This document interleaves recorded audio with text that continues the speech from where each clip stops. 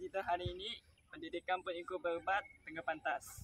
Sekarang dengan bahan digital, pembelajaran jadi lebih mudah diakses, lebih fleksibel dan terbuka kepada semua pelajar di Malaysia, tak kira di mana mereka berada. Jadi dalam video ini, jom kita tengok bagaimana bahan digital boleh membesar pendidikan negara kita. Okey ya. Selamat sejahtera kelas. Hari ini kita akan belajar bab baru. Semua ready? Ready. Okey, so hari ini kita akan belajar tentang fungsi kuadratik. Okey, fungsi kuadratik bentuk ambilnya adalah fx sama dengan ax kuasa 2 tambah bx dan tambah c. Cikgu, saya dah 3 kali dah baca buku teks, tetap tak faham. Saya pun, cikgu, tulisan banyak sangat. Saya cuba bosan. Saya dah cuba cikgu, tapi saya rasa juga lagi senang lah. Kalau ada cara belajar yang lebih seronok, mesti ada best. Aduh, susah betul lah topik ni. Dah baca berapa kali tetap tak faham. Aku bersama dah dibaca lagi pening. Macam semua informasi bercampur. Cuba belajar ni macam game, mesti senang kan? Ya dah.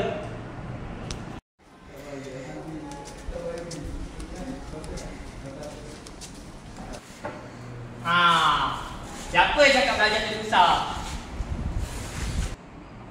Bukan susah cikgu. Rasa macam banyak sangat nak kena hafal. Kalau ada cara yang lebih mudah, mesti lagi seronok cikgu.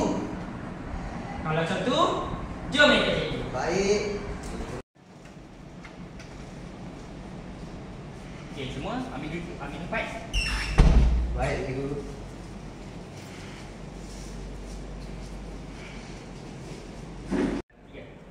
Okey semua, kat game ni korang jadi jawab menggunakan daerah pendarabais. Seperti yang korang tengok dalam video tadi. Okey, cikgu harap korang boleh jawab. Siapa yang menang, cikgu bagi hadiah. Baik.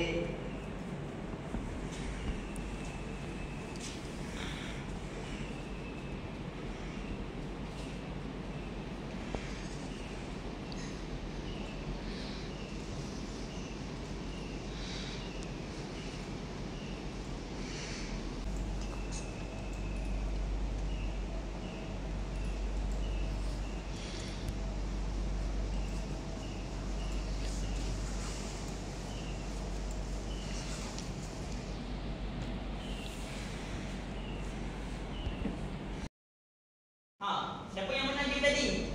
Mestilah saya cikgu. Bagus kamu. Cikgu, kalau macam ni saya rasa exam pun boleh lah cikgu.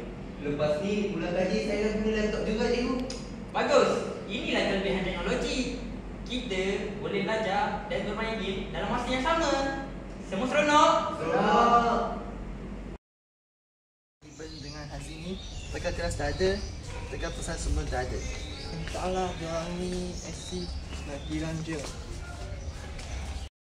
Itu bukan kaki Iban dengan Haji. Alah, jom kita cek. Jom. Ni korang cari. Wih, ni korang. Dari tadi yang kita orang cari korang ni.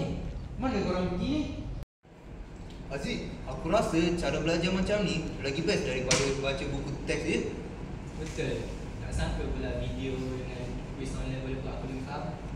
Serius? Aku baru nak cuba tadi. Apa yang best sangat? Aku pun tak tahu betul-betul benda ni lebih senang dari baca. Wih, tengok ni. Banyak website boleh guna untuk ulang kaji. Ada video latihan dan nota interaktif. Oh, macam ni ke? Kalau aku boleh ulang banyak kali, senang dah tak faham. Dan kita tak perlu tunggu cikgu bagi kita. Kita boleh try sendiri. Kalau macam ni belajar jadi lebih seronok lah.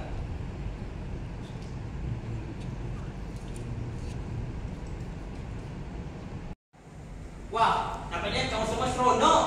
Betul itu. Saya rasa lebih faham sebab boleh ulang banyak kali. Rasanya belajar guna laptop, boleh buat aku. Boleh fokus. Lepas ni, kita boleh tak kita guna Mestilah boleh. Tapi ingat, bahan digital ni kamu semua kena guna dengan elok.